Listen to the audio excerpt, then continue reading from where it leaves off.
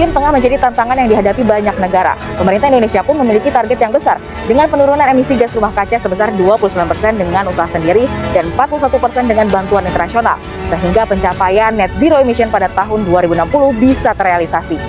Indonesia memiliki cita-cita untuk mencapai net zero emission pada tahun 2060. Tapi bagaimana dengan realitanya? Kenyataannya, Indonesia menghasilkan emisi CO2 yang sangat tinggi hingga mencapai 930 juta ton per tahun. Bidang energi menjadi penyumbang emisi CO2 tertinggi. Emisi CO2 yang tinggi ini tentu berbahaya karena dapat menyebabkan global warming. Para industri di bidang energi berencana menanggulangi emisi CO2 mereka menggunakan teknologi Carbon and Capture Storage atau CCS. Namun, Carbon and Capture Storage dianggap sebagai teknologi yang kurang efektif dan kurang efisien dalam menangkap CO2.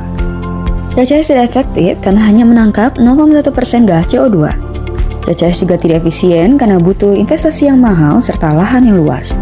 Maka dari itu, kami tim Bioluminar dengan Ketua Dita, anggota Iren, Ikma, Linda, dan Tio, di bawah bimbingan Ibu Asri Penny Wulandari, PhD, membuat inovasi prototipe fotobioreaktor terintegrasi IoT dengan modifikasi membran reverse osmosis PDMS coated dan micronanobubbles sebagai alternatif carbon capture. Berikut adalah spesifikasi dari prototipe kami. Dimulai dari dimensi fotobioreaktor yang kami buat sebagai berikut.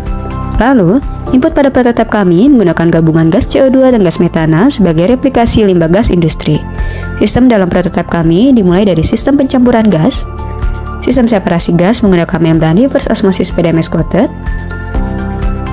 lalu sistem aerasi menggunakan micronanobubbles diffuser, fotobioreaktor sebagai wadah kultivasi mikroalga spirulina untuk menangkap CO2, dan sistem monitoring controlling otomatis menggunakan IoT.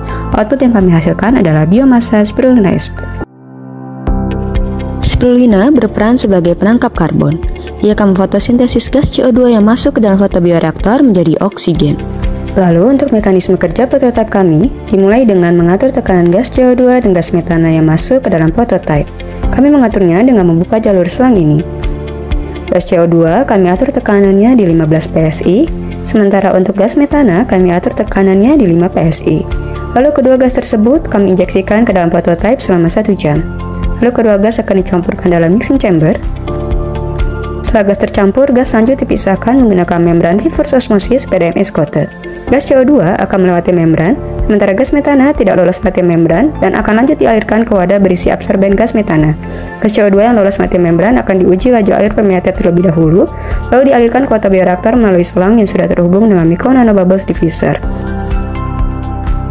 30 liter spirulina dalam fotobioreaktor akan fotosintesis CO2 menjadi oksigen. Selama fotobioreaktor dijalankan, sistem IoT akan memonitoring pH, suhu, ketinggian air, dan intensitas cahaya secara otomatis. Sistem IoT juga akan memompa pH dan air apabila keadaannya dalam fotobioreaktor tidak optimal. Berikut adalah kompartemen yang kami gunakan untuk menyusun sistem IoT kami. Terdapat berbagai jenis sensor, modul ESP8266, serta software BlinkCloud. Berikut adalah bukti keberhasilan kinerja sistem IoT kami, di mana sensor berhasil terbaca oleh sistem IoT dan datanya berhasil disimpan di software BlinkCloud, serta ada video yang menunjukkan keberhasilan kinerja dari pompa otomatis kami. Membran PDMS coated reverse osmosis kami juga berhasil, di mana hasil dari laju alir gas CO2 murni yang melewati membran ada sekitar 0,2268 ml per second, sementara untuk CH4 adalah 0,01 ml per second, yang artinya bahwa gas CO2 yang lolos melewati membran lebih banyak. Micronanobubbles diffuser juga berhasil menghasilkan gelembung CO2 berukuran mikronano yang dibuktikan karena laser berhasil diteruskan oleh koloid gelembung mikronano di dalam fotobioreaktor. Peningkatan biomasa spirulina juga berhasil terjadi, di mana pada hari ke-6 uji coba berhasil dihasilkan 2,1 gram biomasa kering dari spirulina. Semakin berat biomasa spirulina, berarti semakin banyak CO2 yang diserap oleh spirulina. Prototipe kami juga berhasil mencapai efisiensi penyerapan CO2, di mana besar efisiensi yang didapatkan adalah 40,84%. Efisiensi penyerapan CO2 oleh fotobioreaktor kami lebih tinggi dibandingkan efisiensi penyerapan CO2 oleh fotobioreaktor konvensional sebesar 30%. Kami berharap inovasi prototipe kami dapat membantu terutama Indonesia untuk mengurangi emisi CO2 dalam rangka mencapai NZA pada tahun 2060, juga membantu dunia untuk mengurangi emisi karbon bersama.